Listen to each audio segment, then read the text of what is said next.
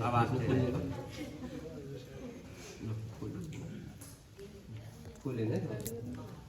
तीर्थव्रतोद्यापन यज्ञदानं मया सह त्वं यदि किंच कुर्याः वामंगयामि तदा त्वदीयं जगाद वाक्यं प्रथमं कुमारी। कुमारी अर्थात कन्या क्या कहती है, वधु क्या कहती है? तीर्थ व्रत यज्ञ दान जो होते हैं कार्य, उसमें क्या है कि अब तक आप कैसे करते थे, अकेले करते थे, साथ में करते थे, कितना धन खर्च करते थे, क्या करते थे, उससे मुझे पता नहीं है और उससे मुझे कोई लेन देन भी नहीं है। लेकिन आज के बाद जो भी तीर्थ होगा, अर्थात वृंदावन, हरिद्वार, ऋषिकेश आदि जो भी तीर्थ हैं, जहाँ अच्छे तीर्थ स्थल है, वहां पर जाना हो और यज्ञ करना हो, अनुष्ठान करना हो, दान करना हो, तो आप अकेले नहीं करेंगे, मुझे साथ में लेके करेंगे। क्योंकि अब हम दोनों एक हैं, हम दोनों की सहमति से हो सकता है थोड़ा आपको कुछ आता हो, थोड़ा कुछ मुझे आता हो, क्योंकि अलग अलग घर में हम रहे, तो दोनों मिलके करेंगे तो और अच्छा हो जाएगा। और मेरी सहमति से ही आप सब कुछ करेंगे, तो सहमति लेंगे। वृंदावन हरिद्वार आदि जाएंगे दर्शन करने के लिए साथ में। अरे बहुत बढ़िया, अस्तु बोल के इधर लेके आ जाओ, खिसका देंगे। हाँ, अब दूसरा वृंदावन भेजना पड़ेगा ना, बहुत अच्छा प्रेम मंदिर बना हुआ है वहाँ पे। अभी हम 3 बार जाके आए इस महीने। दूसरा वचन दीदी हव्य प्रदाने रमरान प्रतिष्ठ कव्य प्रदाने पूजे था। क्या कहते हैं? हव्य प्रदाने, हव्य कहते हैं जो हवन आदि होता है, देवताओं का जो कार्य होता है, देव कार्य, एवं कव्य अर्थात पितृ कार्य जो होते हैं, जैसे 16 श्राद्ध आते हैं, एक उत्तिष्ठ श्राद्ध, अनेक प्रकार के जो श्राद्ध आते हैं, उसमें एवं जो पितृ कार्य और देव कार्य में जो भी कार्य होगा, उसको क्या करना है? आपको मुझसे सलाह लेना है, पूछना है कैसे करना है, क्या करना है, कितना, कैसे, सारी व्यवस्थाओं को मुझसे अनुमति लेना है, मेरा सहयोग लेना है, तभी आप करेंगे। अकेले आप पूरा निर्णय नहीं लेंगे। ये नहीं कि जैसे होता है नेपाल में क्या बोलते हैं, अरे आई मानसिले के बिन जाने से ना सोचने ही ना हुए, तो ये बहुत गलत प्रथा थी पहले की। तो क्या है, दोनों की सहमति से होना चाहिए, तो लेंगे सहमति। अस्तु बोल के थोड़ा आगे कर लो। नहीं, अब तो सब देते हैं अपनी जगह, लेकिन पहले थोड़ा गड़बड़ करते थे लोग, तो हमने देखा है। क्या बोला? अब आते हैं तृतीय स्थान पे। कुटुंब रक्षा भरणे यदि त्वं कुर्या पशूनां परिपालनं च। क्या बोलते? कुटुंब रक्षा भरणे यदि त्वं कुर्या, कुटुंब एवं पशुपालनम आदि च। बोले कुटुंब की रक्षा परिपालन, कैसे हमको घर चलाना है ना, कितना हमको चावल खर्च करना है, कितना आटा, कितना दाल, कितना तेल, और पशुपालन आदि यदि हमने किया है, जैसे होता है ना गांव में गौ माता आदि का पालन करते हैं, आजकल तो दर्शन हो जाए वही बड़ी बात है।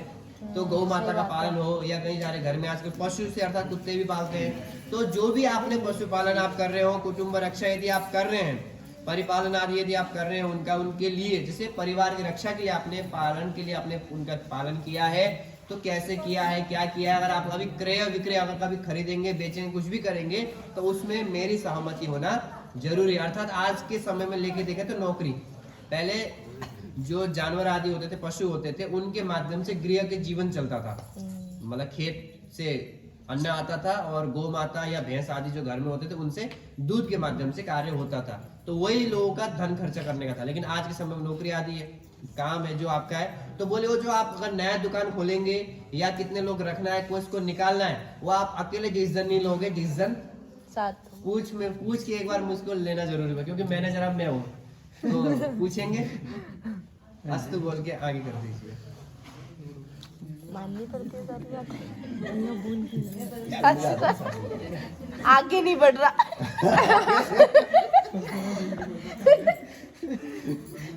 अब आगे आ गया चतुर्थ वचन। फॉर्मेलिटी कर रहा कि रख लो हाथ। आय व्ययो धान्य धनादिकानं पृष्ट्वा निवेशं च गृहे निदित्या। क्या कहते हैं? आय व्ययो धन धान्य आदिकानं पृष्ट्वा निवेशं कुर्यात्। किम मतलब आप महीने में कितना कमाते हो, कितना आप खर्च करते हो, कहाँ का आपने प्रॉपर्टी ले रखी है, किस किस शेयर मार्केट में आपने पैसा लगाया हुआ है, जो जो आपने धन धान्य निवेश किया है, वो सब आप मुझे बताएंगे, और इससे पहले जो आपने किया वो मुझे बताएंगे, जो आगे करेंगे उसकी अनुमति उससे लेंगे। बोले क्यों? क्योंकि वर्नाड बोले ऐसा क्यों भाई, मैं क्यों बताऊं अपनी राज की बात, तिजोरी क्यों बताऊं? वो कहती है बात सही है, अगर पता चले कि आप कमाते हो 1 लाख और खर्च करूं मैं 1.5 लाख के हिसाब से, तो उससे क्या हो जाएगा, हमारा जो पैसा है, जो स्थिति है हमारी क्या हो जाएगी, डाउन हो जाएगी, कैश फ्लो डाउन हो जाएगा, माइनस आ जाएगा। तो कैश फ्लो माइनस आ गया तो क्या हो जाएगा, दिक्कत हो जाएगी, गड़बड़ आगे आ जाएगी।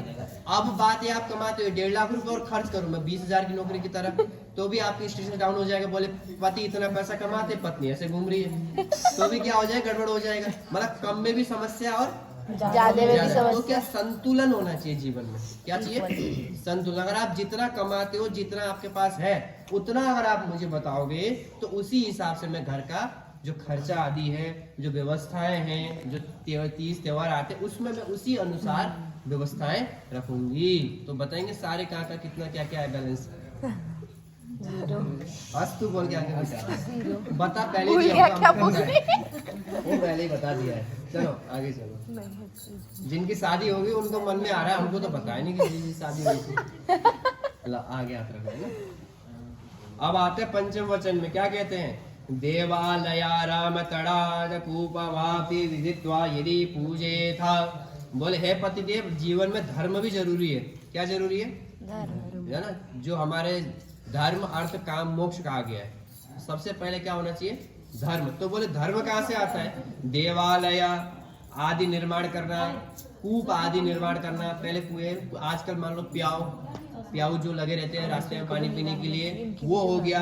मतलब अच्छे अच्छे जगह, जैसे अनाथ है उनको सेवा करना, जो विधवा है उनको सेवा करना, जो अनाथालय आदि, इनमें जो भी अच्छे कर्म करने हैं, उससे क्योंकि हमारे धर्म की वृद्धि होती है।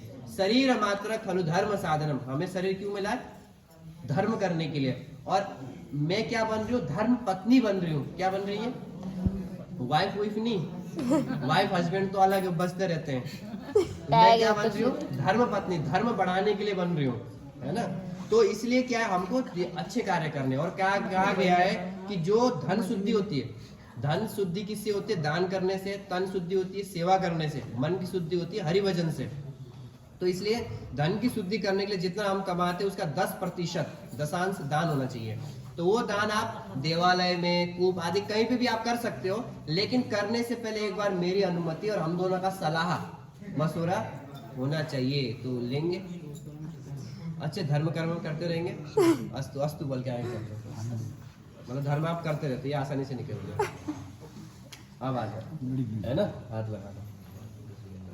अब आते हैं षष्ठम वचन में, क्या कहते हैं, देशांतरे वा स्वपुरांतरे वा यदा विदिद्या क्रय विक्रय त्वम। बोलते हैं षष्ठम वचन में क्या कहते हैं, देशांतरे वा स्वपुरांतरे वा। जैसे आपका बिजनेस कार्य है तो हो सकता है आपको दिल्ली जाना पड़े, हो सकता है अलग अलग भारत के राज्यों में जाना पड़े, हो सकता है अमेरिका आदि भी जाना पड़े बिजनेस के लिए।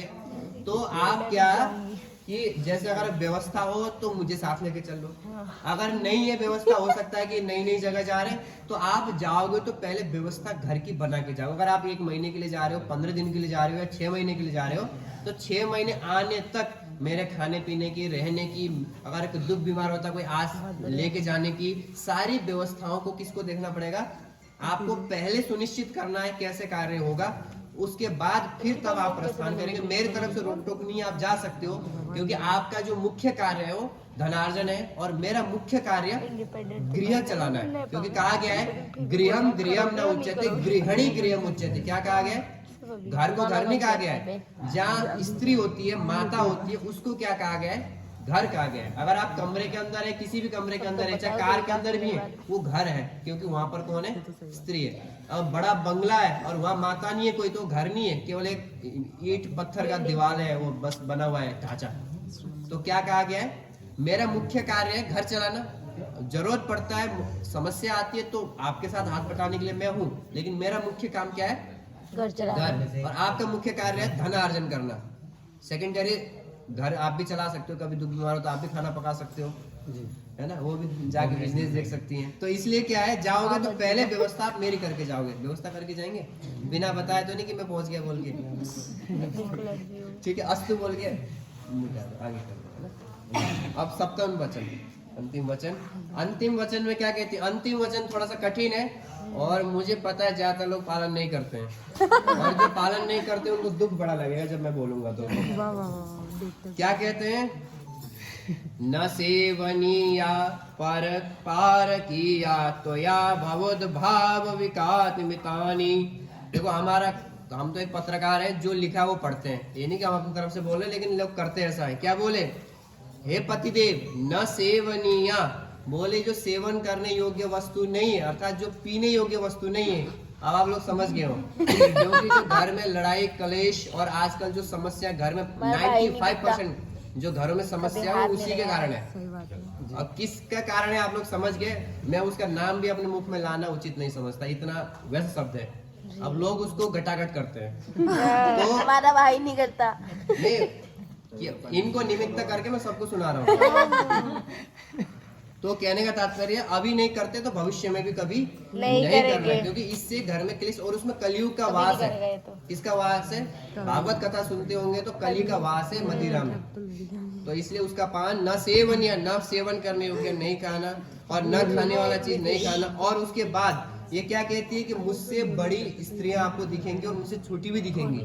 तो आज के बाद पत्नी रूप से केवल मुझे ही देखना है, बड़ों को दीदी, भाभी, चाची, ताई, जो भी रिश्ता लगा सकते हो उसी दृष्टि से देखना है। छोटी को बहन, बेटी आदि जो भी देखोगे पत्नी रूप से केवल मुझे देखोगे। आज से पहले का मुझे नहीं पता, लेकिन आज के बाद केवल पत्नी दृष्टि से मुझे ही आप देखेंगे। और ये नहीं, और कोई हो सकता है कि मैं अभी नई आपके घर में जा रही हूँ, मुझे आपके घर के रीति रिवाज नहीं पता, क्योंकि भिन्न भिन्न मुड़े मतिर भिन्न, अलग अलग मस्तिष्क में अलग अलग विचार चलते रहते हैं। तो क्या है कि हो सकता है आप हमारे घर में अलग परंपरा चलती है और आपके घर में अलग चलती हो, तो मुझे आपके यहाँ सेटल होने में कुछ समय लग सकता है। तो हो सकता है मुझसे कोई गलती से त्रुटि हो जाए, अर्थात गलती हो जाए। तो आप क्या करेंगे? सबके सामने मुझे नहीं डांटेंगे, सबके सामने क्या नहीं करेंगे? मुझे नहीं डांटेंगे। अकेले कमरे में आके समझाओगे आप मुझे कि मैंने क्या गलती करी है, उस गलती को मैं दोबारा नहीं दोहराऊंगी। इसका वचन मैं देती हूँ कि एक गलती मैं दोबारा नहीं करूंगी, लेकिन आपको ये वचन देना है कि आप सबके सामने मुझे नहीं डांटेंगे। और जो सारी चीजें मेरे सातों वचन अगर आप मानते हैं तो मैं आपके वामांगिनी होंगी। अस्तु। तो मिटा दो थोड़ा, इसको इंश्योर कर दो। हाँ, तो ताली तो बजा दो कम से कम इनके लिए। अभी